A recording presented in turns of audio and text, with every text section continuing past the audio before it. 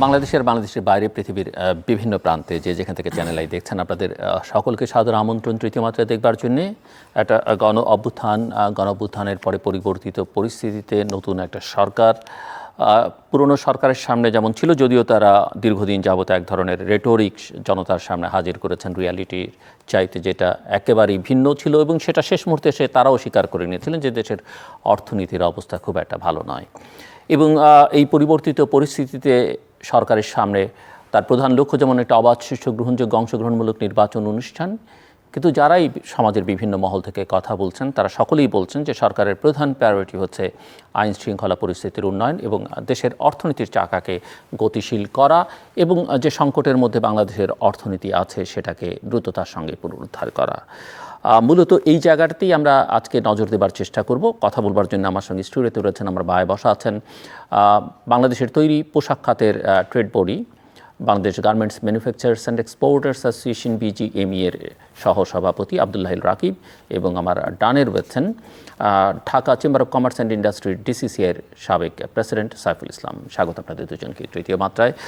আমি আপনাদের দুজনের কাছ থেকে একটু সূচনায় শুনতে চাইব যে পরিবর্তন আমরা দেখলাম, 36 দিনের একটা অভ্যুত্থান আন্দোলন, এবং তারপরে 5ই আগস্টে সরকারের পতন, একটা নতুন অন্তর্বর্তীকালীন সরকারের যাত্রা 8ই আগস্টে। আপনারা ব্যবসায়ী নেতা হিসেবে এই পরিবর্তনটাকে কীভাবে দেখেন, মিস্টার আব্দুল্লাহিল রাকিব? ধন্যবাদ। আসলে আমরা যখন প্রথম থেকেই কোটা আন্দোলনটাকে, আসলে এটা একটা নিষ্পাপ আন্দোলন ছিল। এটাকে আমরা যারা সচেতন নাগরিক, আমরা কেউই আসলে এটার এগেনস্টে ছিলাম না। বিকজ এটা স্বাধীনতার এত বছর পরেও যদি আমরা যদি ম্যাথামেটিক্সের হিসাবেও যাই, এই কোটাটা এখন এতটুকু রাখার কোনো জাস্টিফিকেশন নাই। সো কাছাকাছি আমাদের একটা মৌন সমর্থন ছিল। সরকারের ভিতরে বাইরে অনেকেই এটাকে আসলে ডাইরেক্টলি সমর্থন করে গেছে, আমরাও করেছি। তো একটা পর্যায়ে গিয়ে যখন এটা একটা ভায়োলেন্সের দিকে চলে গেল, আমরাও আসলে মন খারাপ করছিলাম যে এরা তো আমাদেরই বাচ্চা, আমাদের বাচ্চাও হতে পারে। ইনফ্যাক্ট আমার এক বন্ধুর বাচ্চা ইনভলভ ছিল। সো অফকোর্স আমাদের একটা পজিটিভ ভাইব এসেছে যখন আমরা দেখলাম সরকার পরিবর্তন হয়েছে, সবাই ভালো ফিল করেছে। বাট যেদিন সরকার রিজাইন করলেন, ওদিন দুপুরবেলা খুব আনন্দিত ছিলাম, বাট সন্ধ্যাবেলা খুব মন খারাপ হলো যখন দেখলাম যে এই যে স্যাক্রিফাইস, এটার আসলে আমাদের মধ্যে, আমাদের সিভিক সেন্সের মধ্যে সেটা এখনও আসে নাই। যে আমি যখন দেখলাম যে আপনার গণভবন লুট করে মানুষ নিয়ে যাচ্ছে, তার মানে কি মানুষের মধ্যে আসলে ডেমোক্রেসি কি সেটার আন্ডারস্ট্যান্ডিং লেভেলটাই নাই। যে আমরা যেটা আপনার ব্রিটিশরা আমাদেরকে শিখিয়ে গেছে, যে দেখা গেছে যে আমাদের এখনও সিস্টেম, প্রসেস সব কিছু communal, and then we still maintain that. যে এটা অনেকটা দেখলাম চর দখলের মতো, যে অনেক অন্য দলের লোকজন হঠাৎ করেই এসে আমাদের ফ্যাক্টরি ধাক্কাধাক্কি শুরু করা, এখানে আসা ওখানে আসা। সো পরিস্থিতিটা তখন আবার মনে হলো যে কী ব্যাপার, এই 400 ছেলে কি এর জন্য জীবন দিয়েছে না? তখন আসলে কিছুটা ব্যথিত হলাম। এবং আমরা মনে করি, যেটা আমি কিছুদিন আগেও সমস্ত অ্যাসোসিয়েশনের প্রেসিডেন্টরা এক হয়েছিলেন, সেখানে আমি বিনীতভাবে বলেছি যে দেশটা আসলে আমাদের, দেশটা কোনো দলের না। জি, মিস্টার সাইফুল ইসলাম। অ্যাকচুয়ালি আমি একটু অন্যভাবে কথা বলি। আপনি নিশ্চয়ই, সবাই একসাথে কথা বললে কীভাবে? প্রথমে আমি যারা আমাদের এই ঘটনার মধ্যে, এই সংগ্রামের মধ্যে যারা মারা গেছে, তাদের রুহ মাগফিরাত কামনা করি। অনেকে আহত, অনেক রকম অ্যাডভার্স কঠিন পরিস্থিতির মধ্যে তারা আছে। কিন্তু তারা যে স্যাক্রিফাইস করেছে, যে তাদের আলটিমেট লাইফ যে স্যাক্রিফাইস করেছে, এই স্যাক্রিফাইস করার জন্য আজকে উই ক্যান ব্রিথ ফ্রিলি, আজকে আমরা ফ্রিলি কথা বলতে পারি, আজকে তৃতীয় মাত্রায় আসতে পারছি, এবং তৃতীয় মাত্রায় এসে আমরা আজকে কথা বলতে পারতেছি। সো আমি একটু অন্য একটা কথা বলি আগে। আমি একটু আমি স্টাডি করলাম ইন্টারনেটে, যে আমি দেখলাম যে আমার মনে হয় যে তৃতীয় মাত্রা হচ্ছে পৃথিবীর ডেভেলপিং কান্ট্রিজে পলিটিক্যালি ইনক্লাইন্ড টক শোর মধ্যে one of the longest running. এটা আমার মনে হয় ইফ নট নাম্বার 1। 7,000 সাধু ভাই বলবো 7,000 this is the longest running so. তো এটা তো গিনেস বুক অফ ওয়ার্ল্ড রেকর্ডসে যাবে, তো এটার জন্য বুক অফ ওয়ার্ল্ডে কংগ্রেচুলেশন। অনেক আজে বাজে জিনিস আছে, সো এটার জন্য প্লিজ। সো এটা হলো একটা আমি আপনাদের সবাইকে Thank you. Congratulate you, Thank you. Because এটা আমাদের যে পলিটিক্যাল এক্সপ্রেশন, এই এক্সপ্রেশনে কিন্তু একটা আইডেন্টিটি হয়ে গেছে গিয়া তৃতীয় মাত্রায় এই জিনিসটা শোনা গেছে। সো আমার জন্য এই যে এখানে যে কথাটা বলবো সেটা হলো যে আমার জন্য পার্সোনালি এই যে ঘটনাগুলো হলো এই কিছুদিন আগে, এটা এটা যাকে ইংলিশে বলে ডেজাভু। কারণ যখন 1971-এ সেই 25শে মার্চের সেই রাত্রগুলোতে সেই রাস্তার মধ্যে রাত্রেবেলা ছেলে মেয়েরা গার্ড দিচ্ছে, এই যে ঘটনা, যে মেন্টাল যে একটা মানসিক যে জিনিসটা আমরা উই ওয়েন্ট থ্রু, এটা অনেকটা কিন্তু এবার সেম জিনিস হয়েছে। কিন্তু এখন যখন আমরা স্বাধীন হলাম তখন কি ছিলাম আমরা? Bottomless basket. আজকে সেই বটমলেস বাস্কেটের সেই যে ব্র্যান্ডিং, সেই ব্র্যান্ডিংও আমি দেখলাম আজকে আমাদের জীবনের অপরাহ্নে। আজকে আমরা একটা মিডল ইনকাম কান্ট্রি। এখন বাংলাদেশ 2.0 হলো। এই যে 2.0, এই বাংলাদেশ 2.0, এই যে রিবার্থ বলে, এই রিবার্থটা রিয়েলি 2.0 কীভাবে হবে? 2.0 হবে যদি মানুষের জন্য যে প্যারামিটার্সগুলো important, freedom of speech, cost of living, rule of law, এই প্যারামিটার থেকে যদি ইন্ডিভিজুয়াল যদি আমরা 10টা ইম্পর্টেন্ট প্যারামিটার ধরি, হেলথ কেয়ার, এডুকেশন, এই 10টা প্যারামিটার যদি আমরা 2.0 করতে পারি এখন, তাহলেই কিন্তু এটাকে রিয়েলি মনে থাকবে সবাই, ইতিহাসের মধ্যে লেখা থাকবে, হ্যাঁ ওটা ছিল বাংলাদেশ 2.0। তো সেই দিক দিয়ে আমরা আজকে একটা ইতিহাসের একটা সিগনিফিক্যান্ট একটা সন্ধিক্ষণে আজকে আছি। এবং এইখানে দি ইম্পর্টেন্ট পয়েন্ট, আমি একটু বিজনেসের কনটেক্সটে যদি আসি, আমাদের এখন প্রতি বছর 30 লাখ মোরলেস ছেলে মেয়ে লেবার ফোর্সে আসছে। এই 30 লাখ ছেলে মেয়েদেরকে অ্যাবজর্ব করার জন্য আমাদের really we have to look, এবং আমাদের যে এখন যারা আছে অন্তর্বর্তীকালীন সরকার বা যারা নতুন সরকারে যারা আসবে, they really have to think যে আমাদেরকে যে ইকোনমিক যে 5-year প্ল্যানগুলো যে ধারায় আগে ছিল, আর্টিফিশিয়াল ইন্টেলিজেন্স চলে আসছে, সোসাইটি চেঞ্জ হয়ে যাচ্ছে, সেখানে আমাদের দেশের should we have a thinking the whole economic ডেভেলপমেন্টের জন্য একটা 2.0 করা দরকার কিনা। I think it's very fundamentally important. আমরা রেডিমেড গার্মেন্ট ইন্ডাস্ট্রির পরে যে নর্মাল প্রোগ্রেশন আগে যেটা ছিল, সেটা ছিল ওখান থেকে লাইট ইঞ্জিনিয়ারিং থেকে মোর টেকনিক্যাল সফিস্টিকেটেড থিং। আমরা কিন্তু লাইট ইঞ্জিনিয়ারিং স্টেপে যেতে পারি নাই, ইলেকট্রনিক্সে এখনও যেতে পারি নাই। So where does it lead us? এটাকে একটা সেন্সে আমরা প্রবলেম মনে করতে পারি, একটা সেন্সে আমরা অপরচুনিটিও মনে করতে পারি। হ্যাঁ, আমরা ওই যে সনাতন যে ধারাটা ছিল, ওই ধারা থেকে যদি বের হয়ে আমরা কোথায় যেতে পারি? This is an age of the fourth industrial revolution. এটা হচ্ছে নলেজের রেভলিউশন হচ্ছে এখন। তার মানে কি? নলেজের রেভলিউশনের যেটা অ্যাডভান্টেজ হচ্ছে আমাদের জন্য, সেটা হলো যে এগ্রিকালচারাল রেভলিউশন থেকে ইন্ডাস্ট্রিয়াল রেভলিউশন আসলো। ইন্ডাস্ট্রিয়াল রেভলিউশন গ্রো করতে ইন্ডাস্ট্রি লাগে, ইনভেস্টমেন্ট লাগে, অনেক কিছু লাগে। কিন্তু এখন হচ্ছে the only thing that you need is the ability to think. It is the age of ideas. এই আমাদের যদি এই যে নেক্সট যে আমাদের ইকোনমিক গ্রোথটা মধ্যে আইটি টেকনোলজিটাকে যদি আমরা টোটালি ইনকর্পোরেট করতে পারি, তাহলে আমার মনে হয় আমরা বাংলাদেশকে রিয়েলি 2.0-তে নিতে পারবো। সো আমি আসবো আবার আপনার কাছে। মিস্টার আব্দুল হাই রাকিব, আপনি শুনছিলেন নলেজের কথা, আইটির কথা, কিন্তু আমি একেবারে প্র্যাকটিক্যাল জায়গায় একটু যেতে চাই। এখানে ড্রিম আছে, এখানে রিয়ালিটি আছে। মিস্টার ইসলামের কথাই যে এই মুহূর্তে আসলে ব্যবসা বাণিজ্যের ক্ষেত্রে, অর্থনীতির ক্ষেত্রে নতুন সরকারের জন্য কোন কোন জায়গায় অ্যাড্রেস করা দরকার? মিস্টার সাইফুল ইসলাম আরএমজির কথা বলেছেন এবং আমরা এখনও পর্যন্ত আরএমজির উপর নির্ভরশীলতা নতুন কিছু তৈরি করতে পারিনি, নতুন কোনো জায়গা তৈরি করতে পারিনি সে অর্থে নির্ভর করার মতো। সেটা যেমন একটা দুর্বলতা, আবার আরএমজি সেক্টর আসলে কী ধরনের সমস্যা, আপনারা দুজনেই ওই সেক্টরের সঙ্গে কম বেশি যুক্ত, কী ধরনের সমস্যা ফিল করেন এবং কোন জায়গাগুলো এই মুহূর্তে দ্রুততার সঙ্গে অ্যাড্রেস করা দরকার আপনি মনে করেন? ধন্যবাদ। আমি বিশ্বাস করি যে এখন ফার্স্ট প্রায়োরিটি হচ্ছে ল অ্যান্ড অর্ডারের যে স্টেবিলিটি, এবং আপনি দেখেন যে পুলিশ একেবারেই ভঙ্গুর হয়ে গেছে এখন। আমরা আসলে আজকে সকালেই একটা প্রোগ্রামে একজন বলছিলেন যে we still believe that Bangladeshi peoples are still responsible, যে কোনো পুলিশের সিস্টেম নাই। এটা যদি আজকে নিউ ইয়র্কে বা নিউ জার্সিতে কোনো একটা সিটিতে হতো, ইউড সি মোর ক্রাইম। সো মানুষের মধ্যে এখনও মনুষ্যত্ব এবং ক্যাপাসিটিটা বেটার বলে একজন বলেছেন।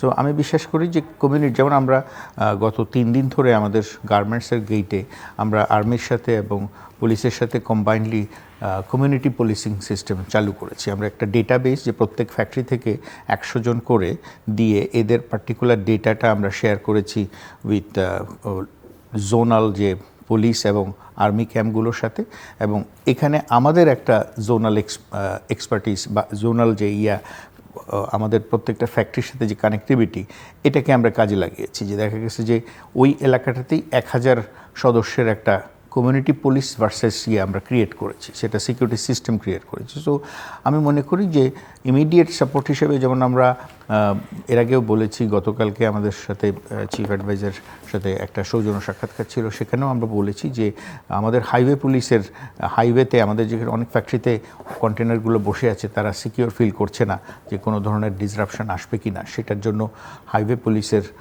হাইওয়ে পুলিশ অথবা হাইওয়েতে আমাদের যে সেনাবাহিনীর টহল, সেটার যে সিকিউর করার জন্য আমাদের পোর্টগুলোকে, এয়ারপোর্টকে আমরা গত পরশুদিন খুলেছি in terms of customs clearance, but সেখানে এখনও অনেক জট আছে, সেটাকে ছাড়াতে হবে। অ্যান্ড অফকোর্স যে একটা প্রেশার ইন্টারন্যাশনালি হয়েছে, আমরা প্রফেসর ইউনুসকে বলেছি যে আপনার একটা টুইট আমাদের কাস্টমারদের মাইন্ডসেটে একটা কনফিডেন্স গ্রো করাতে পারে, বিকজ এখন তারা অনেক ধরনের প্রোপাগ্যান্ডা টাইপের ভিডিওস ক্লিপস তারা দেখেছে এবং তারা কনসার্ন। আমাদের এখন একটা ফুল সিজন বুকিং টাইম, সো এটাতে যদি তাদের কোনো ধরনের মাইন্ডসেটে কনফিউশন থাকে, তাদের একটা কনসার্ন থাকে, তাহলে আমাদের নেক্সট 6 মান্থের বুকিং একটা গ্যাপ আসবে। সো সেটা যাতে করা হয়, এ ধরনের কিছু ইমিডিয়েট যেটা ক্রাইসিস ম্যানেজমেন্টের স্টেপ, সেটা আমরা দেখলাম যে চিফ অ্যাডভাইজারের সঙ্গে প্রফেসর মোহাম্মদ ইউনূসের সঙ্গে আপনারা বৈঠকে গিয়েছিলেন, তো উনি কি বললেন আপনাদেরকে? যে উনি প্রথমত বললেন যে আসলে দায়িত্বটা আমাকে নিতে হয়েছে, বিকজ আমি দেখেছি এতগুলো বাচ্চা তাদের জীবন দিচ্ছে।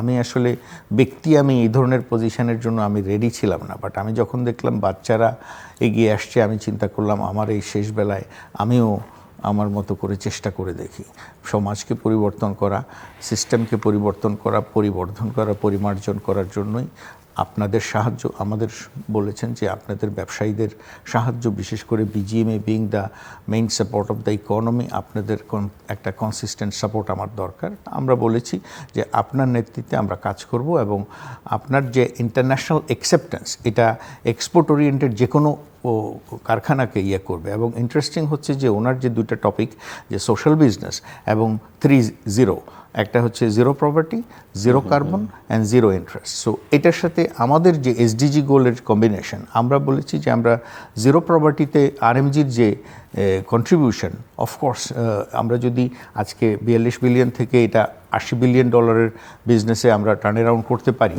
সেক্ষেত্রে যে আরও 30 লক্ষ এমপ্লয়মেন্ট হবে, এটা ডেফিনেটলি প্রপার্টি এলিভেশনের একটা বেটার হ্যান্ড করবে। সাইফুল ভাইয়ের সাথে আমি একমত যে 4th ইন্ডাস্ট্রিয়াল রেভলিউশন বা কেউ 5th ইন্ডাস্ট্রিয়াল রেভলিউশন বলছি, এখানে যে ইন্টেলিজেন্ট জবগুলো ক্রিয়েট হবে, ইভেন আরএমজিতে, এখানে কিন্তু ভ্যালু এডিশনের আমাদের মেধার পরিচয় এবং মেধার প্র্যাকটিস করার অনেক বেশি সুযোগ আসবে।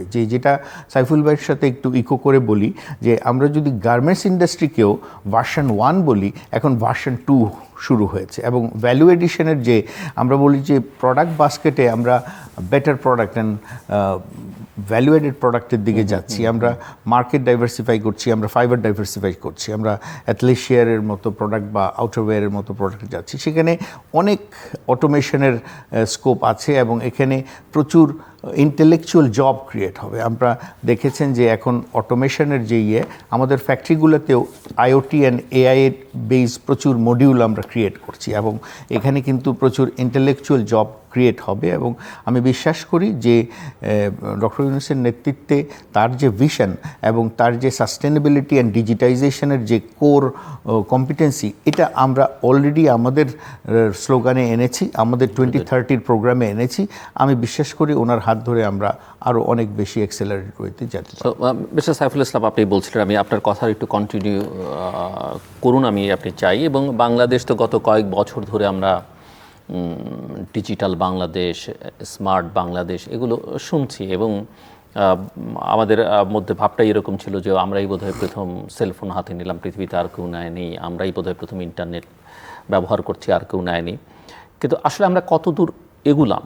ওই যে বিজনেসের ক্ষেত্রে, অর্থনীতির ক্ষেত্রে যেটা বলছিলাম যে রেটোরিক অ্যান্ড রিয়ালিটি অনেক অনেক গ্যাপ এর মধ্যে, এই জায়গায় আসলে কোথায় বাংলাদেশ দাঁড়িয়েছে? এবং যেটা মিস্টার আকিবও বলছেন যে এখানে অনেক সুযোগ আছে, অনেক কিছু ব্যবহার করা হচ্ছে এবং আরও অনেক অপরচুনিটি যাচ্ছে যেটা আমরা ব্যবহার করতে পারি।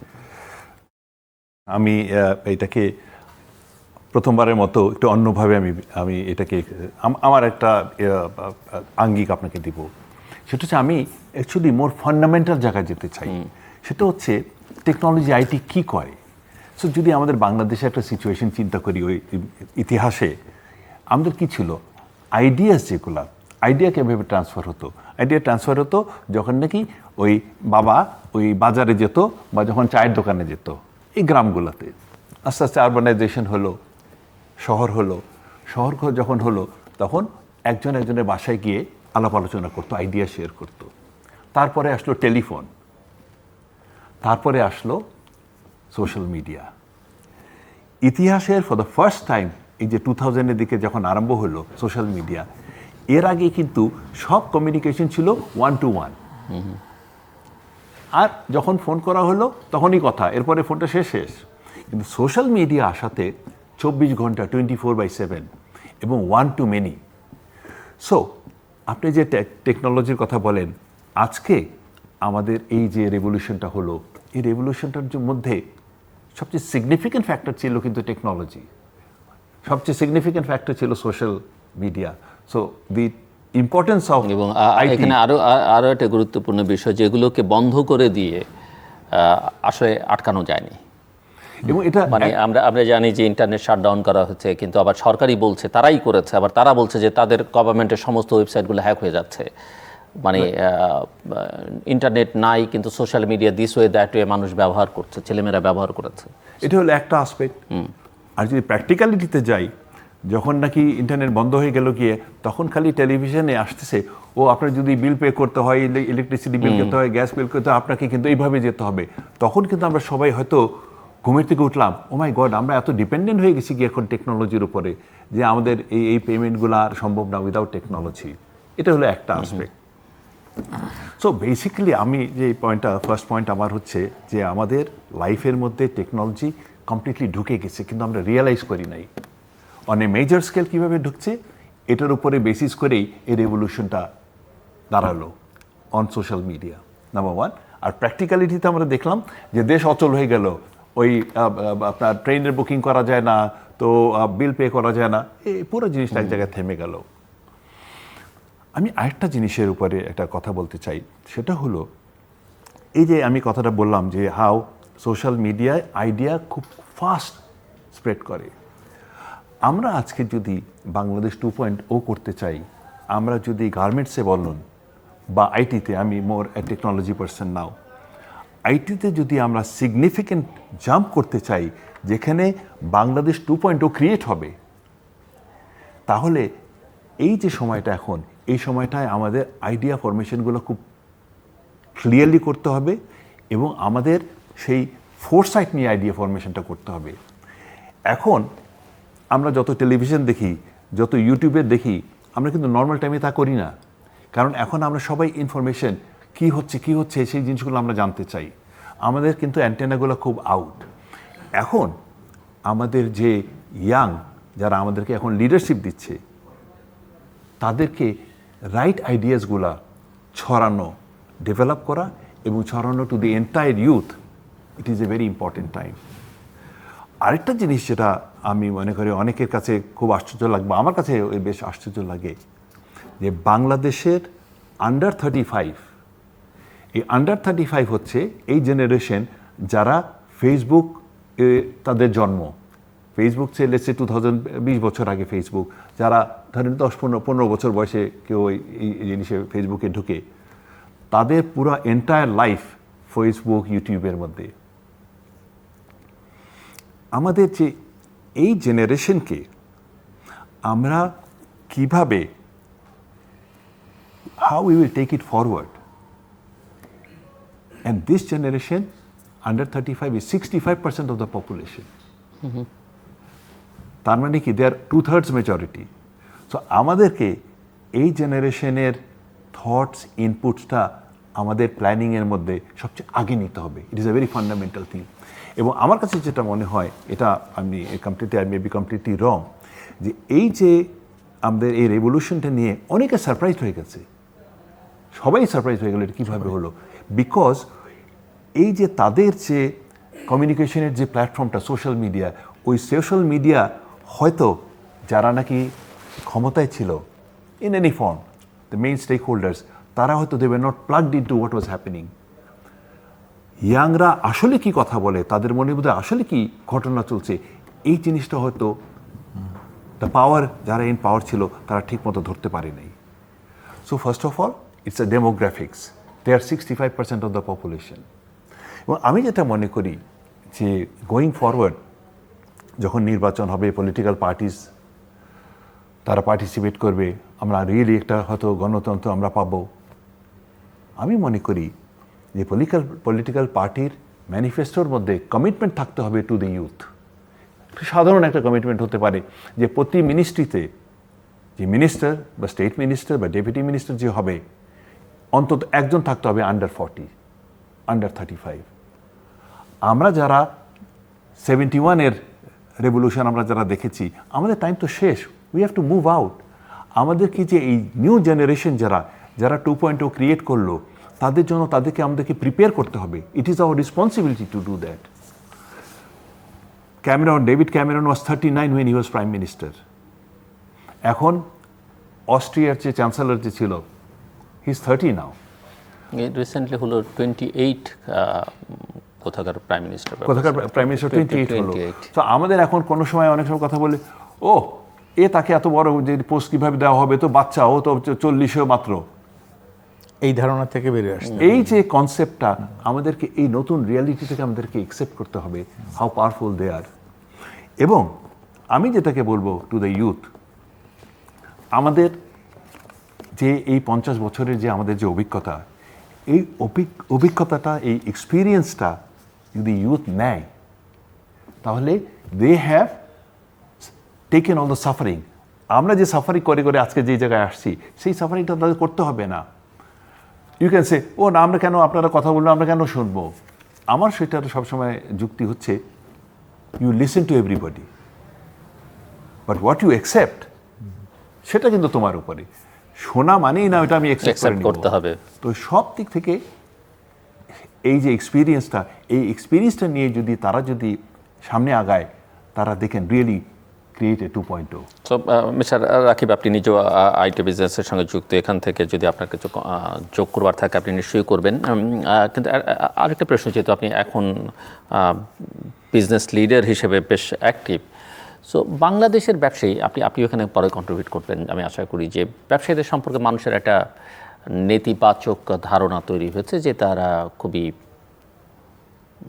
ক্ষমতাসীনদের তাবেদারি করে, সবাই না হলেও মানে মূল ট্রেন্ডটা সেটা, তারা সত্যটা সবসময় বলতে চায় না, আবার অসত্যটাই যেটা সত্য না, যে বললাম রেটোরিকটার সবসময় যে কোনো জায়গায়, যখন আমার এই টেবিলেই বসে ব্যবসায়ীরা যখন কথা বলেছেন, ব্যবসায়ী নীতিবিদ সব ভালো ভালো, কিন্তু আমরা যখন অফ দ্য ক্যামেরায় কথা বলেছি, তারা কিন্তু রিয়েল পিকচারটা বলেছেন। কিন্তু এই যে বলতে হয়, কেন বলতে হয়, সেটা একটু আপনার কাছ থেকে বুঝতে চাই। এবং ট্রেড বডিগুলো বিজিএমই খুবই ভাইব্রেন্ট ডায়নামিক ট্রেড বডি, সব ট্রেড বডি না, কিন্তু ট্রেড বডির নেতৃত্বে যেভাবে লোকজন আসে সেগুলো নিয়ে কিন্তু অনেক রকমের প্রশ্ন আছে, এবং অনেক ক্ষেত্রে ট্রেড বডিগুলো আসলে নিজ নিজ ট্রেডের যারা স্টেক হোল্ডার তাদের স্বার্থ সংরক্ষণ করে না।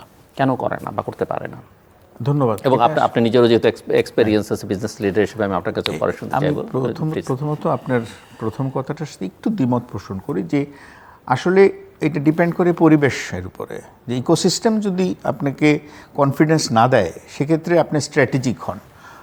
ব্যবসায়ীদের সাথে সরকারের একটা সুন্দর সম্পর্ক থাকতে হয়, বিকজ পলিসি ম্যাটার্সে সরকারের যে সাপোর্ট তার ব্যবসার জন্য দরকার সেটা নেগোশিয়েট করতে হলে আপনি একটা বৈরী সম্পর্কে অনেক সময়ই ইচ্ছা করলেও আপনি শক্তভাবে ইয়ে করতে পারবেন না, যদিও তার উদাহরণ রয়ে গেছে। আপনি আমাদের প্রাক্তন সাবেক সভাপতি রেদওয়ান আহমেদ, উনি কিন্তু বিএনপির সময়কার উনি কিন্তু বিএনপির সময়কালীন থাকাকালীন সময়ে উনি প্রাইম মিনিস্টারের রেজিগনেশন চেয়ে উনি এই সমাবেশ করেছেন ব্যবসায়ীদেরকে নিয়ে। তো পরিবেশ ছিল, এখন পরিবেশ নাই, এবং কালচারালি যে কারণে নির্বাচনের আগে গিয়ে সমর্থন জানাতে হয়, বা যখন ছাত্ররা মারা যায় তখন গিয়ে বলতে হয় মজার কথা হচ্ছে মৃত্যুর পর আমরা আপনার সঙ্গে থাকবো। মজার কথা হচ্ছে যে আমরা বিজেপি থেকে মিটিংটা ইনিশিয়েট করলাম যখন দেখলাম যে 3 দিনের ছুটি ঘোষণা করা হচ্ছে, আমাদের ফ্যাক্টরিগুলোকে সম্পর্কে কোনো ডিরেকশন দেওয়া হচ্ছে না, তখন সাথে সাথে আমরা কিন্তু মিটিং চাইলাম। তখন বলা আমাদের মিটিং হঠাৎ করে ছিনতাই হয়ে গেল। আমাদের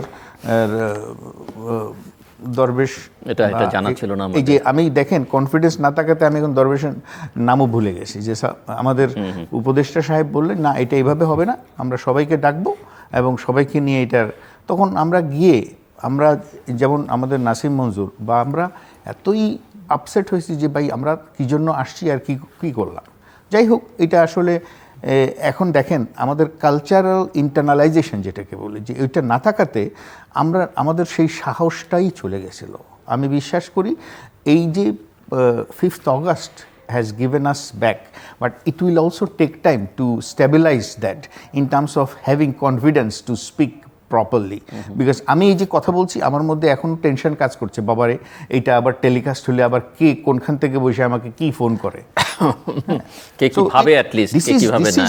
this is definitely A pressure. And আমরা আমাদের বাচ্চাদেরকে কি শিখাই এখন, যে বাবা গ্যাঞ্জাম দেখলে তুমি ওদিকে যাবা না, নিজেকে সেফ রাখবা। ওয়েরেস আমার কি শেখানো উচিত, অন্যায় দেখলে প্রতিবাদ করবা, সেটাকে সেটেল করবা, তারপরে তুমি যাবা। তাহলে এই যে আমাদের যে মাইন্ডসেট, এগুলো কি এই গত বেশ কিছু দিনের ইয়েতে আমাদের মাইন্ডসেটে যে ডেন্টিংটা হয়েছে, এটার কারেকশন, এটার রিহ্যাবিলিটেশনটা দরকার। আপনি যদি এটা না করে আবার আরেকটা, আমি জানি না এটা কতটা বলাটা ঠিক, যে আমরা আসলে গণতন্ত্রের জন্য কতটুক রেডি, কাদের জন্য গণতন্ত্রের জন্য। বিকজ এই যে কলোনি থেকে কলোনাইজেশন যে মাইন্ডসেট, এটা তো আমাদের কনস্টিটিউশন, জুডিশিয়ারি, ব্যুরোক্রেসি সব কিছুর মধ্যে জড়িত। সো আপনি ডেমোক্রেসি, আপনি যেই বাসার মধ্যে যেই লোকটা সবচেয়ে বেশি আয় করে তার কথাই চলে, তো ডেমোক্রেসি তো কোথাও আপনি প্র্যাকটিস করেন না। হঠাৎ আপনি ডেমোক্রেসি আপনি পলিটিক্যাল পার্টিদের কাছ থেকেই বা এক্সপেক্ট করেন কেন? সো আমি বিশ্বাস করি এটা ওখানে অনেক মৌলিক ডিসকাশন, এটা এইখানে এই টেবিলে আসলে কতটুকু বাট আমি পরিবর্তনের কথা যখন আসছে, পরিবর্তনের ক্ষেত্রে আমাদের সমাজের পরিবর্তন আমাদের ব্যবসায়ীদের সাথেও জড়িত। ব্যবসায়ীরা তো সমাজের ভিন্ন গ্রহের লোক না। সো আমি বিশ্বাস করি যে আমাদের ব্যবসায়ীদেরকে নিয়ে যে আপনারা ইলাবোরেটলি যেটা বলেন, যে ব্যবসায়ীরা আসলে সবসময় kind of supporting to the government, এটা সরকার দলের সাথে কিছুটা জড়িত বিকজ অফ দ্য নেগোসিয়েশন, কারণ ওদের সাথে অনেক ক্লোজ কাজ করতে হয়। বাট কনফিডেন্স যে বিল্ড আপ, এটা আসলে ইকোসিস্টেমের উপর। এটা তো এটা কি আগে ছিল বাংলাদেশে? আমি সেটাই বলছি, যে আমি তো সেটাই বললাম। আপনি বলেছেন, উদাহরণ দিয়ে বলেছেন রেদওয়ান আহমেদের মতো একটা প্রেসিডেন্ট কিন্তু তার প্রাইম মিনিস্টার বিপক্ষে কথা বলে সে রেজিগনেশন চেয়েছে, সেই কনফিডেন্স ছিল, তো ইকোসিস্টেমটা ছিল। এখন আস্তে আস্তে আস্তে এমন হয়েছে যেটার ওয়ার্স্ট পসিবল এক্সাম্পল আপনারা ইয়েতে দেখেছেন। তো সেটাই আমি মনে করি এটা সম্ভব, ইকোসিস্টেমটা চেঞ্জ হলে। আরেকটা প্রশ্ন ছিল ট্রেড বডিগুলো সম্পর্কে, যে একই কথা। তো আপনি যখন দেখছেন যে একটা ব্যবসায়ীরা একটা পলিসি সবসময় নেয়, যে আমি এক ধর্মের, আপনি আরেক ধর্মের, আমি এক দলের, আপনি এক দলের, ওটার মধ্যে কিন্তু কোনো nothing wrong with that. But চ্যালেঞ্জটা হলো আপনি যখন সেটার কারণে এডিশনাল অ্যাডভান্টেজ নেন, আপনি যখন সেটাকে পুঁজি করে এডিশনাল ক্যাপাসিটি বিল্ড করেন, সেটাই হলো প্রবলেম। আপনি জেনুইনলি নেগোশিয়েট আমি আর উনি করতেই পারি, বাট আপনি যখন আপনার আরেকজনের চেয়ারের পাওয়ার দিয়ে সেটাকে ইনফ্লুয়েন্স করেন যেখানে আপনার জেনুইন ক্যাপাসিটি ক্যাপাবিলিটি নাই, ওইখানেই আসলে চ্যালেঞ্জটা আসে। মিস্টার ইসলাম। না, এখানে আমি ভাইয়ের একটা কথা নিয়ে আরম্ভ করি।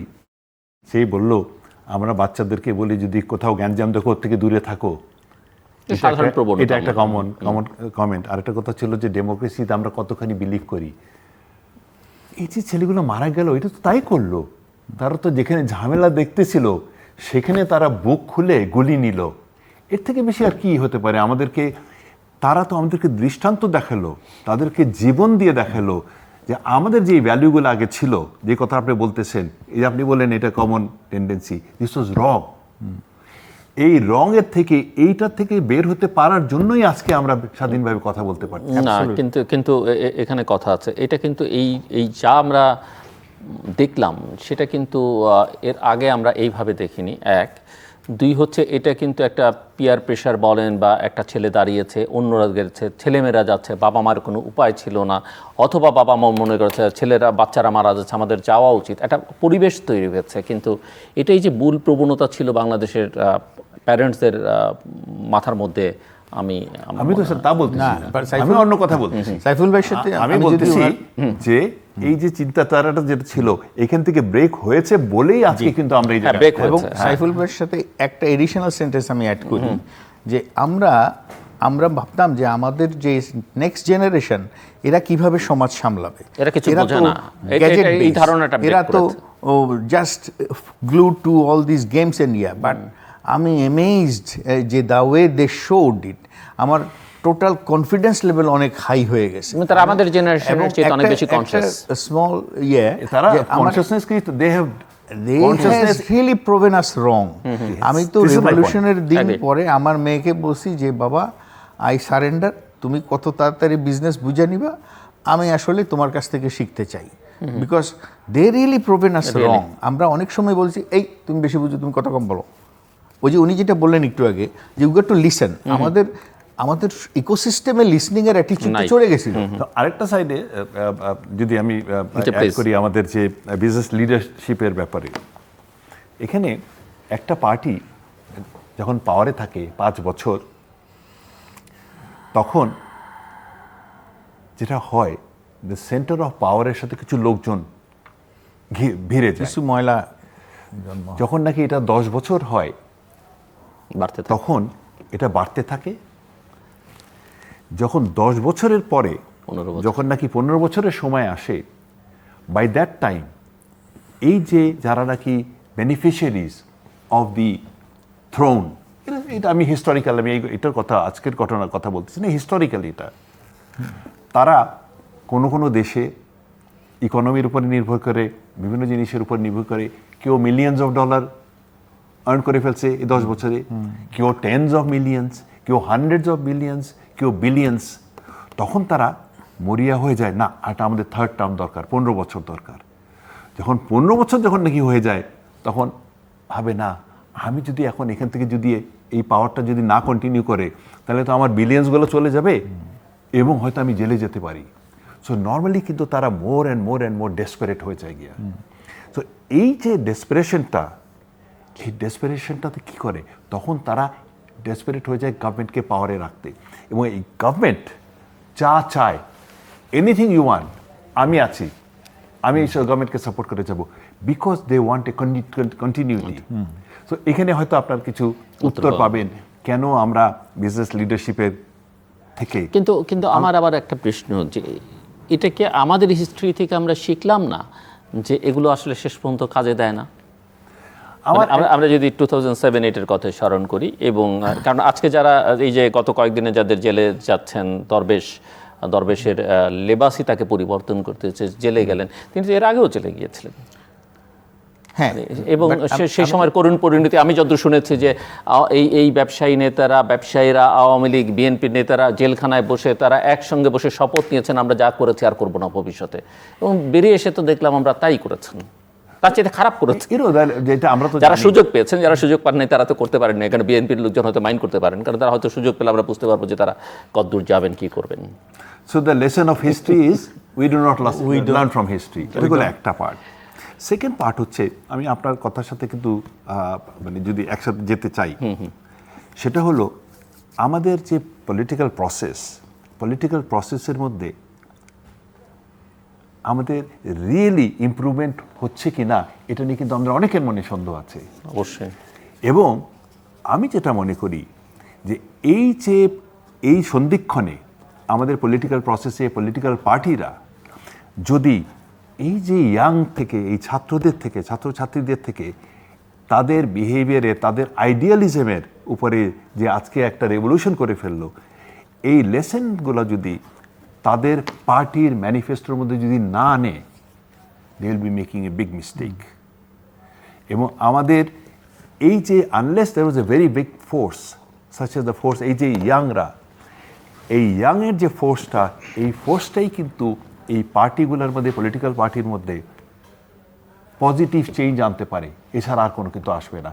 আপনি যেটা বলছেন, বাট এখানে আবার আরেকটা প্রশ্ন, মানে আপনিও বলতে পারবেন যে ইয়াংদের ব্যাপারে আমি যেই ফোর্স এই অভ্যুত্থান করলো তাদের কথা বলছি না, বাট আমরা সবসময় চেয়েছি যে ইয়াংরা জায়গা করে নিক, কিন্তু আমরা বিএনপি শাসনামল দেখেছি, তরুণ তুর্কিদের উত্থান দেখেছি, তারা অনেক অ্যাক্টিভ ছিল, পাওয়ারফুল ছিল, কিন্তু এন্ড রেজাল্ট কি সেটাও আমরা দেখেছি যে তারা আসলে কি করেছেন। কিংবা আওয়ামী লীগের সময়ও আমরা দেখলাম অনেক তরুণ ক্যাবিনেটে আছেন, নেতৃত্বে আছেন, এবং শেষের দিকে এই 24শে জানুয়ারি ইলেকশনের পরে যারা মন্ত্রী হয়েছেন তাদের যে দম্ভ এবং অহংকার দেখলাম, যে সব কিছু মানে কি দিলেন উপহার। আমার পয়েন্ট হলো এক্স্যাক্টলি সেম, যে যারা পলিটিক্যাল, আমি কিন্তু এই কথাটাই বলছি, সিস্টেমের মধ্যে থেকে আসলে যারা আছেন, সে তার বয়স 25 হোক আর 30 হোক আর 40 হোক, সবই তো নষ্ট হয়ে যাচ্ছে। আমি সেই জন্যই বলছি যে এখন যারা আসছে উইদাউট এনি পার্টি ব্র্যান্ডিং, তাদের কিন্তু ওই লাগেজটা নাই। They have come with ideals. আমাদের যে স্বাধীনতা, বাংলাদেশ যখন স্বাধীন হলো, আমাদের সেলফ কনফিডেন্সের অনেক অভাব ছিল। আমি জানতাম না এটা দেশটা কিভাবে সার্ভাইভ করবে। তার উপরে সবচেয়ে বেশি lack of self confidence, because আমাদের স্বাধীনতা আমরা কমপ্লিটলি নিজেরা অর্জন করি নাই। আজকে বাংলাদেশ 2.0 কমপ্লিটলি আমাদের ইয়ুথ দিয়ে স্বাধীনতা অর্জন, রিবার্থ অর্জন। তো আমাদের তো এই কনফিডেন্সটা থাকবে। এবং এই যে যদি কোনো রকমের চেঞ্জ আসতে হয়, এই পলিটিক্যাল প্রসেস আপনি বললেন আমরা কিছুই শিখি নেই, তাহলে পলিটিক্যাল প্রসেসের বাইরে যারা আজকে আন্দোলন করছে উইদাউট এনি পার্টি অ্যাফিলিয়েশন, তাদের থেকে এই চেঞ্জটা আসতে পারে, আমি যেটা বিশ্বাস করি। আমি আব্দুল্লাহ রাকিব, এই জায়গায় কিছু বলবার থাকলে আপনি অবশ্যই বলবেন, কিন্তু আমি এখন এই মুহূর্তে আবার ওই আগের গোড়ার আলোচনায় যাই, যে আসলে ব্যবসা বাণিজ্যকে আরও গতিশীল করবার জন্য, অর্থনৈতিক সংকটটাকে দ্রুত কাটিয়ে উঠবার জন্য কোন কোন জায়গাগুলোতে হাত দেওয়া দরকার এই মুহূর্তে আপনি দ্রুততার সঙ্গে মনে করেন সরকারের? আচ্ছা, আমি ওইটা ইভেন আপনাদের সেক্টর নিয়ে আপনি বলতে পারেন। যাওয়ার আগে আমি সাইফুল ভাইয়ের পয়েন্টে একটা অ্যাড করতে চাই, যে আসলে এটা ওই যে সাইফুল ভাই যেটা বললেন না, যে 15 বছরে বেশ কিছু ফ্যাট জমে গেছে, বা আমরা যেটা 15 থেকে 20-এর পথে যাত্রার মধ্যে ছিল, আমরা যেটাকে বলি 15 অতিক্রান্ত।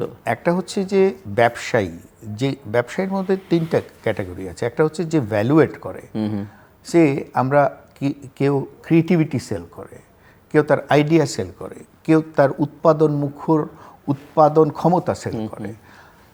আবার এখানে যখন ব্যবসায়ীর থেকে ফড়িয়া বেশি হয়ে যায়, যে কিনা আপনি জিজ্ঞেস করবেন আপনি কি করেন ভাই, এই টুকটাক কিছু কাজ করি, কিন্তু তার অ্যাসেট পরিমাণ আপনার ইন্ডাস্ট্রির চেয়েও বেশি। তো এই টুকটাক ব্যবসায়ীর সংখ্যা যখন বেশি হয়ে যায় ইকোসিস্টেমে, ওনার সাথে কানেক্টেড বলি যে জবাবদিহিতা যদি না থাকে, এই টুকটাক ব্যবসায়ী বা ফড়িয়াদের জন্ম হয়, এবং এরা তখন কুক্ষিগত করে রাখার চেষ্টা করে পলিটিশিয়ানদেরকেও, and they really trade politics and business together. তো এই যে ক্ষমতার অপব্যবহারটা তখনই থাকে যখন কোনো অ্যাকাউন্টেবিলিটি না থাকে, এবং আমি যখন সুস্পষ্টভাবে নেগোশিয়েট করতে বসি, এর মধ্যে আমার নেগোসিয়েশন বাদ দিয়ে যখন আরেকজনের মানে সে নেগোসিয়েশনের ক্যাপাসিটিতেই পড়ে না, তারটা অ্যাপ্রুভ হয়ে যায়, তখন আমি আর আরেকজন স্বচ্ছ সুন্দর ব্যবসায়ী কিন্তু হতাশ হয়ে যায়। সো এটা আসলে আমি ওনার সাথে অ্যাড করতে চাই। It's about the ecosystem, it's not about the age. Of course the young generation gave us lot of energy, but we got to change the ecosystem, not that age driven people group. হ্যাঁ, আমি সাইফুল ভাই, হ্যাঁ আমাদের হয়তো বয়স হয়েছে, but আমাদের মাইন্ডসেটে যদি আমরা এমন কোনো বয়স হয়নি এখন থাকে, তো অ্যাডাপ্টেবিলিটি যদি থাকে, আমরা যদি মনে করি যে ওর কাছ থেকেও আমার শেখার আছে, আমার শিখতে হবে। 80 ঊর্ধ্বরাই তো দেশ রান করছে, সেখানে আপনারা তো আমার কিন্তু একটা ইজি সলিউশন আছে, এত কঠিন প্রবলেমে একটা ইজি সলিউশন। জি, এই যে টুকটাকের ব্যাপারটা খুব ইন্টারেস্টিং কথা বলছেন। সো মেইন থিং হচ্ছে transparency. Transparency is a big issue. ট্রান্সপারেন্সির জন্য সবচেয়ে বেশি ইউজফুল, ফাস্ট, প্র্যাকটিক্যাল হচ্ছে আইটি টেকনোলজি। এখানে আমাদের এই মুভমেন্টের বড় একটা ছিল, দাবি ছিল meritocracy, recruitment based on merits. আমরা যদি এই যে এক্সামিনেশন, এন্ট্রান্স এক্সামিনেশন এটসেট্রা পুরাটা যদি আমরা অনলাইন করে ফেলতে পারি, তাহলে কিন্তু ওই নাম্বার ট্যাম্পারিংয়ের কোনো চান্স নাই। আমাদের এই যে যত রকমের entrance exams in any sector, সেটাকে যদি আমরা টেকনোলজি বেসড এক্সামিনেশন করতে পারি, তাহলে ওই আপনার যে ওই নাম্বারটা এটা করা, এটা চান্সটা কিন্তু আমি আপনার সাথে জাস্ট এডিশনালি একটু ডিফারেন্টলি বলি যে এক্সাম সিস্টেমটাই থাকবে না। আপনি যখন বাচ্চাদেরকে প্রজেক্ট বেসিস দিবেন, তার আইডিয়া, তার ক্রিয়েটিভিটি, তার যে একটা ফ্রিডম অফ থিঙ্কিং, এইটা যখন আপনি কালচার করতে পারবেন, এই ছেলে definitely he can contribute and add value. So আমাদের যে কারিকুলাম, আমাদের যে প্রসেস অ্যান্ড সিস্টেমস, এখানে অনেক রেভলিউশনারি চেঞ্জ আনতে হবে। আমরা যদি ফিনল্যান্ডের এডুকেশন সিস্টেম দেখি, ওরা পরীক্ষাই নেই, all projects and people enjoy whatever they like and whatever they don't like.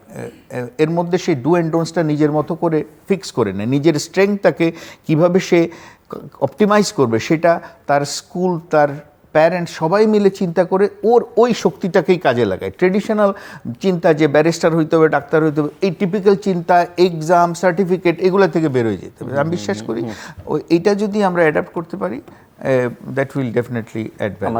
আমার অন্য যে প্রশ্ন ছিল যে এই মুহূর্তে আসলে কোন কোন জায়গাগুলো অ্যাড্রেস করা দরকার আচ্ছা, আমরা যদি স্পেসিফিক বিজনেস ইকোসিস্টেমের কথা বলি, আপনি দেখেন যে এনবিআরে আমাদের যে চেঞ্জ, যেটা আমরা গতকালকেও বলেছি যে আমরা একটা টাস্ক ফোর্স গঠনের কথা বলেছি। আমরা বলেছি যে এনবিআরে যারা বসবেন, পলিসি যারা বানাবেন, তারা ইমপ্লিমেন্ট করবেন না, বিকজ এখানে চেকার মেকার ছিল না, নাই, তাই তো। এবং যেই সেক্টরের জন্য পলিসিগুলো বানাবেন, এই পলিসিগুলো বানানোর জন্য তার একোমেনশিপ, যে বিজনেস একোমেনশিপ নাই, সে পলিসি মেকার। আমি একটা ছোট্ট উদাহরণ এর আগেও আপনার এখানে বলেছি যে দেখা গেছে যে আমার ফ্যাক্টরিতে সেমি ম্যানুয়াল বা ম্যানুয়াল প্রসেসে একটা কাজ হয়, যেখানে এন্টায়ার প্রসেসে আমার প্রসেস লস আছে 21%, একেবারে জিরো থেকে এক্সপোর্ট পর্যন্ত। এখন এনবিআরের একজন মেম্বার এসে বলে দিলেন যে ভাই, এটা আপনার এত % হলো আপনার প্রাপ্যতা, এত % হলো আপনার কনজামশন।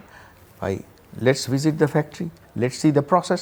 আমার প্রত্যেকটা ফ্যাক্টরির ইফিসিয়েন্সি দেখেন, এক একটা ফ্যাক্টরির ম্যানেজমেন্ট সিস্টেমের ইফিসিয়েন্সি এক এক রকম, এক একটা ফ্যাক্টরির প্রোডাকশন সিস্টেমের ইফিসিয়েন্সি এক রকম। কনজামশন ম্যানুয়ালি হচ্ছে, সেখানে আপনি ইচ্ছা করেই বুয়েটের একটা ছেলেকে দিয়ে অঙ্ক করে একটা টপিক ধরাই দিলে তো এটা হবে না। So business relationship, business acumenship এবং expertise and experience people will have to make the policies.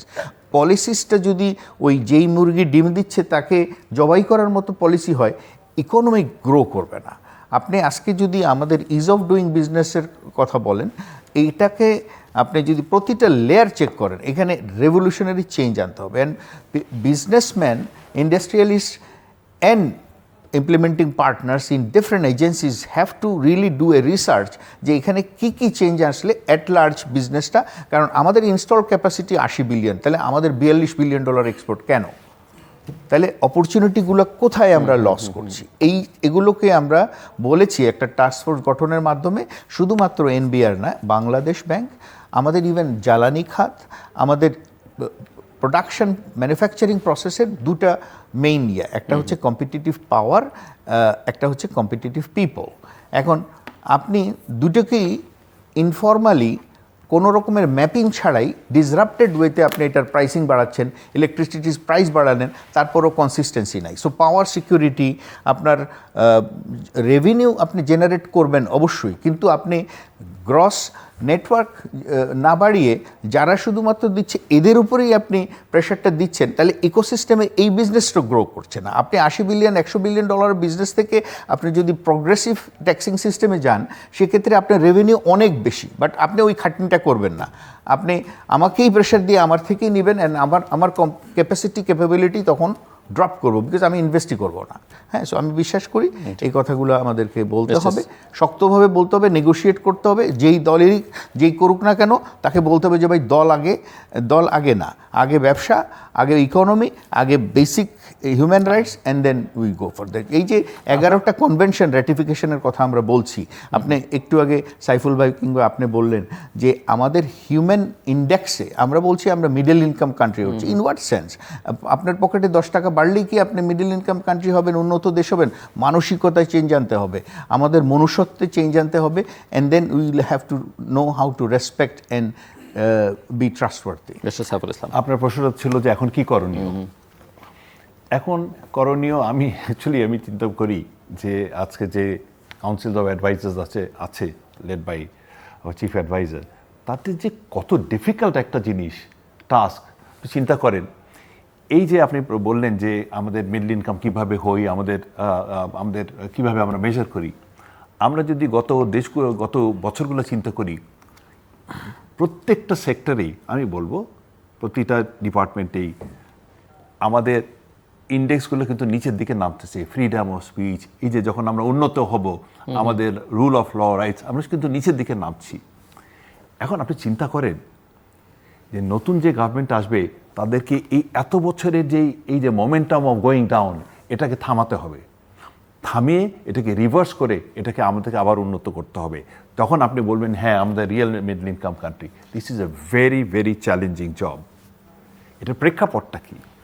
আজকে আমাদের banking sector is, I don't know কি ওয়ার্ডটা ইউজ করবো আমরা, সবাই বলে not in a bad shape, mafia, যে বাইরে যা আছে তার থেকে অনেক বেশি ডেঞ্জার। বাইরে আমরা যত মনে করি এটা খুব খারাপ, আসলে এর থেকে আরও অনেক অনেক বেশি খারাপ। সো এই যে ব্যাংকিং সেক্টরটা একটা হিউজ প্রবলেম, এবং আমাদেরকে স্টক এক্সচেঞ্জের কথা ফর এভরিথিং আমাদের উই নিড ইনভেস্টমেন্ট যদি আকর্ষণ করতে হলে হবে কি আমাদের দরকার, ফার্স্ট হচ্ছে rule of law and order. এই গভর্নমেন্টেরকে এই ল অ্যান্ড অর্ডারটাকে স্টেবিলাইজ করা is a very very important component, তাইলে তো ইনভেস্টমেন্টটা আসবে। সেকেন্ড, আমি মনে করি এই যে অর্থনীতিটা এই যে এখন একটা ধাক্কা খেলো, এটাকে স্টিমুলেট করা, আবার এটাকে to revive it, it's a very very important factor. কিন্তু আমাদেরকে সবচেয়ে জিনিস মনে রাখতে লাগবে, এই রেভলিউশনের পিছনে কিন্তু ছিল কস্ট অফ লিভিং। মানুষ কষ্টে ছিল, তারা তাদের সঞ্চয় সব কিছু বিক্রি করে কোনো মতে ভাতে টেবিলে খাওয়ার আনছিল। এই যে সিচুয়েশনটাকে, এটাকে কিভাবে আমরা স্টপ করবো? Again IT technology is a way. যদি আমরা if you can monitor prices, আমরা যদি মিডল ম্যানটাকে এলিমিনেট করতে পারি, ফার্ম টু টেবিল যদি আমরা আনতে পারি, তাহলে it will B a big help. এবং এটা হয়েছে। কিন্তু আরেকটা প্রবলেম যেটা হচ্ছে ভেরি ইম্পর্টেন্ট, সেটা হচ্ছে আমাদের যে রিজার্ভস, আমরা ওভার স্পেন্ডিং করে 5 টাকার একটা প্রজেক্ট আমরা 25 টাকায়, আমাদের যে আপনি যেটা বললেন জিল্লুর ভাই, যে গিনেস বুক অফ ওয়ার্ল্ড রেকর্ডে অনেক নট ভেরি ইম্পর্টেন্ট রেকর্ড আছে। আমাদের একটা রেকর্ড আছে, the most expensive road in the world. চিন্তা করতে পারেন, বাংলাদেশের মতো আমাদের মতো একটা দেশে পৃথিবীর সবচেয়ে, ওই যে আমি বলি আমাদের রাস্তার মধ্যেও সোনা, এত টাকা কীভাবে লাগে এক মাইল রাস্তা করতে। সো আমাদের এই যে আমাদের এই কতগুলো ফ্যাক্টর, এই ফ্যাক্টরগুলোকে কন্ট্রোল করে নিয়ে আসাটা I think it's a huge challenge, এবং I wish them really all the best in this really difficult situation. So final round, closing remarks, Mr. Abdullah Al-Rakib. জি, আমি উনি শেষ শুরু করেছিলেন যে ছেলেদের যারা এই রেভলিউশনে যারা শহীদ হয়েছেন তাদের রুহের মাগফিরাত কামনা করে আমি ওনার সাথে একটু অ্যাড করি যে আমরা তাদের প্রত্যেকটি হত্যার সুষ্ঠু তদন্ত সাপেক্ষে বিচারও আশা করি, যে ইন্টারিম গভর্নমেন্ট চালু করবেন এবং পরবর্তীতে যে ইলেক্টেড গভর্নমেন্ট সেটাকে এক্সিকিউট করবেন। আমি মনে করি যে রেভলিউশন শুরু হয়েছে এটা শারীরিক না, এটা মানসিক, এবং এটা বয়সের সাথে না, এটা আমাদের সমাজের প্রত্যেকটা লেয়ারে যেই ফ্যাট জমেছে এটাকে কাট করতে হবে। এবং আমাদেরকে আসলেই আমরা বলি যে ডিজিটাইজড হচ্ছে, পৃথিবী ডিজিটাইজড হচ্ছে, সাস্টেইনেবল প্রসেসে আমরা এসডিজি গোলগুলোতে অ্যাচিভ করার চেষ্টা করছি। এনভায়রনমেন্টকে নিয়ে আমরা কথা বলি কিন্তু প্র্যাকটিসিং ইয়েতে কিছুই নাই। সো আমাদের প্রতিটি জায়গায়, এটা বিজনেস প্রসেস বলি, এনভায়রনমেন্টাল প্রসেস বলি, আর সোশ্যাল প্রসেস বলি, সব জায়গায় রেসপেক্ট লেভেল, এবং যেটা সাইফুল ভাই বললেন যে ল অ্যান্ড অর্ডার যদি ঠিক করা যায়, সব কিছু এটা কানেক্টেড এবং এটা ইমপ্রুভ করতে বাধ্য। আমরা যখন 12,500 টাকা স্যালারি দিই, যেদিন 8,500 টাকা ছিল, তারপরে যখন 12,500 টাকা হলো, ওয়ার্কারের বেনিফিট বাড়ে নাই, ওয়ার্কারের সেভিংস হয় নাই। কারণ কি, ওই পরের দিনই ওই বাড়ি ভাড়া বেড়ে গেছে, ওই পাশের মুদি দোকানদার শুনছে তার বেতন বাড়ছে, তার বাড়ায় দিছে, সো এই বেচারি আর কিছু করতে পারে নাই। সো ইকোসিস্টেমে যদি ল অ্যান্ড অর্ডারটা ঠিকমতো এনফোর্স করা যায়, তাহলে ওর সেভিংসটা অনেক বেটার হবে, cost of living will drop, right? আপনি দেখেছেন যে কিছুদিন আগে আমরা দেখেছি যে আলুর দাম 70 টাকায় নেমে গেছে। কিভাবে? কারণ ওই যে ফরিয়াদেরকে টাকা দিতে হয় নাই। সো এই ফরিয়াদেরকে যদি আপনি বিতাড়িত করতে পারেন, ল অ্যান্ড অর্ডার এনফোর্স করতে পারেন, সিস্টেমস অ্যান্ড প্রসেসে যদি স্বচ্ছতা আনা যায়, অ্যাকাউন্টেবিলিটি আনা যায়, ডেফিনেটলি আমরা আরও মাচ বেটার রেটে একটা সিভিলাইজড নেশনের দিকে আগাবো। ধন্যবাদ।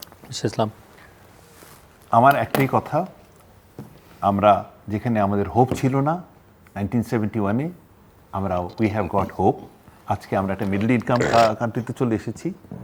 আমরা যদি নিজেদের উপরে বিলিফ রাখি যে হ্যাঁ আমরা নেক্সট লেভেলে যেতে পারবো, তাহলেই আমরা we will achieve. History has shown us, আমরা we can do it once, we did it once, we can do it again. দর্শক, অনুষ্ঠানের শেষ প্রান্তে আমরা সামাজিক যোগাযোগ মাধ্যম ফেসবুক, এক্স এবং ইউটিউবে তৃতীয় মাত্রা লাইভ স্ট্রিম হচ্ছে, আপনারা দেখতে পারেন। টেলিভিশনের পর্দায় দেখতে না পারলে যে কোনো সময় যে কোনো স্থান থেকে ইউটিউবে তৃতীয় মাত্রা চ্যানেলটি সাবস্ক্রাইব করে এই পর্ব বা পুরনো পর্বগুলো আপনারা দেখতে পারেন। মিস্টার সাইফুল ইসলাম এবং মিস্টার আব্দুল হালিল রাকিব, অসংখ্য ধন্যবাদ এই আলোচনা অংশ নেবার জন্য। দর্শক, আমার অতিথিরা নানা বিষয় নিয়ে কথা বলেছেন। মূল কথা, তরুণদের জায়গা করে দিতে হবে, আমাদের মাইন্ডসেটে ব্যাপক পরিবর্তন আনতে হবে, আদারওয়াইজ টুকটাক এটা সেটা করে সমস্যার সমাধান করা যাবে না, এবং পলিটিক্যাল, বিশেষ করে পলিটিক্যাল প্রসেসের পরিবর্তনটা আনতে হবে। এবং সবচেয়ে গুরুত্বপূর্ণ যেটা, সেটা হচ্ছে rule of law, accountability, transparency, এই জায়গাগুলোতে আমাদের মনোযোগ দিতে হবে। একটা পরিবর্তিত পরিস্থিতিতে আমরা অতীতেও দেখেছি যে শিল্প, কলকারখানা, ব্যবসায়ী প্রতিষ্ঠান দখলের একটা প্রবণতা থাকে, আক্রমণের একটা প্রবণতা থাকে, সেটা যেন আমরা না করি, কারণ এগুলো হচ্ছে আমাদের জীবনের জন্য চালিকা শক্তি, এগুলোকে রক্ষা করতে হবে। অতীতে যে অন্যায়গুলো হচ্ছে সেগুলো প্রতিকারের জন্যেও হয়তো দীর্ঘমেয়াদী প্রসেসের মধ্য দিয়ে না গিয়েও স্বল্পমেয়াদী একটা প্রসেসের মধ্যে সেই পরিবর্তনগুলো আনা সম্ভব। কিন্তু হুটহাট একজনকে সরিয়ে আরেকজনকে বসিয়ে দেওয়া, একটা প্রতিষ্ঠানের একজনের মালিকানা পরিবর্তন করে আরেকজন দখল করে নেওয়া, এটা খুব একটা ভালো সাইন না, অন্তত অর্থনীতির জন্য সুখকর কিছু না এটা। আরেকটা হচ্ছে যে এমন কোনো পরিবেশ যেন আমরা তৈরি না করি, সেটা সরকারের দিক থেকে, সরকারের বিভিন্ন প্রতিষ্ঠান থেকে এবং নাগরিক সমাজের দিক থেকেও, যেটা আমাদের ব্যবসা বাণিজ্যকে বা শিল্প প্রতিষ্ঠানগুলোকে আতঙ্কের মধ্যে ফেলে দেয়। কারণ আমাদের মাথায় রাখতে হবে, অনেক শিল্প প্রতিষ্ঠানের সঙ্গে, ব্যবসা প্রতিষ্ঠানের সঙ্গে হাজার হাজার লক্ষ লক্ষ মানুষের জীবন জড়িত। এটা যেন আমাদের সবার মাথার মধ্যে থাকে। সব কথার মূল কথা যেটি প্রফেসর ইউনূস খুব জোরের সঙ্গে বলবার চেষ্টা করছেন, দেশে যদি রুল অফ ল থাকে, তাহলে আসলে কোনো শ্রেণী, পেশা, ধর্ম, বর্ণ, গোত্রের মানুষকে চিন্তা করতে হয় না তার নিজের অধিকার রক্ষার জন্য, কারণ প্রত্যেকের অধিকারটা সেখানে সুরক্ষা নিশ্চয়তাটা থাকে। আমাদের সঙ্গে থাকবার জন্য অসংখ্য ধন্যবাদ। আপনাদের সবার জন্য শুভকামনা।